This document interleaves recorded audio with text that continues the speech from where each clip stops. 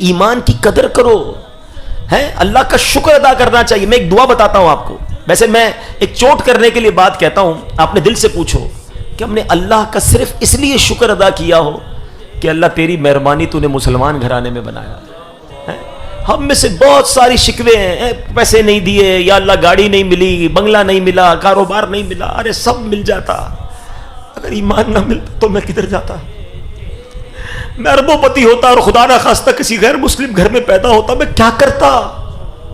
ایمان سے بڑھ کر کچھ نہیں ہے، ساری دنیا کی دولت ایک طرف، ایمان کی دولت ایک طرف، اور ہمیں تو بن مانگے ملا نا، نو اسٹرگل، نو پرابلم۔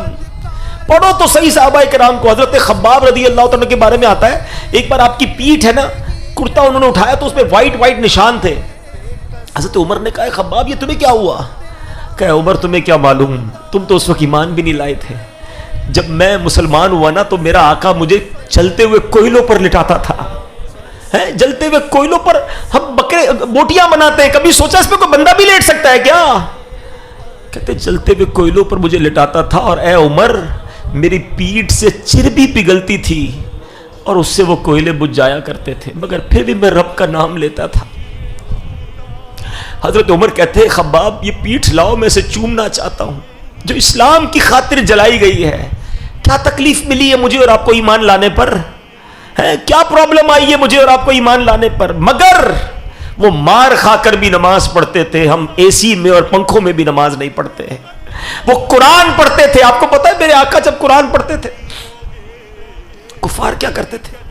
انہوں نے لڑکے رکھے ہوئے تھے کہ نبی پاک قرآن پڑھے تو تم شور مچانا، تم تالیاں بجانا، تم یہ کہنا معاذ اللہ یہ جھوٹا ہے، اس کی بات نہ سنو۔ ان کو ڈر تھا کہ ان کی تلاوت لوگ سن لیں گے تو ایمان لے آئیں گے۔ قرآن اللہ کے حبیب پڑھتے تھے، وہ لوگوں کو سننے نہیں دیتے تھے۔ اگر آج ہمارے گھروں میں قرآن موجود ہے، ہم قرآن نہیں پڑھتے۔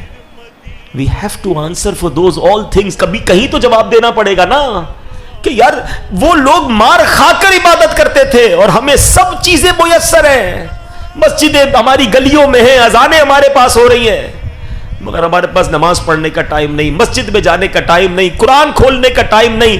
پھر سب سے بڑی بات یہ کہ ایمان کی قدر تو کرو نا یار، اتنا آسانی سے مل گیا تو قدر ہی ختم ہو گئی، آج کسی کو احساس ہی نہیں ہے۔ آپ کو پتا ہے اللہ کے حبیب علیہ الصلوۃ والسلام یہ دعا کیا کرتے تھے، یا مقلب القلوب ثبت قلبی علی دینک، اے دلوں کو پھیرنے والے میرے دل کو اپنے دین پر ثابت قدمی عطا فرما۔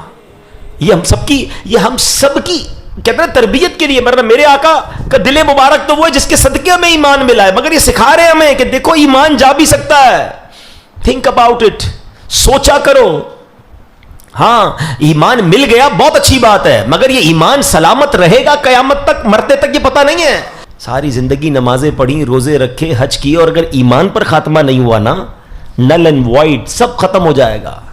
سب سے مین چیز ایمان ہے، مگر ہم میں سے شاید کوئی ہوگا جس کو ایمان کی فکر ہوتی ہوگی کہ ایمان بھی بچ جائے، یا اللہ ایمان سلامت لے کے جاؤں۔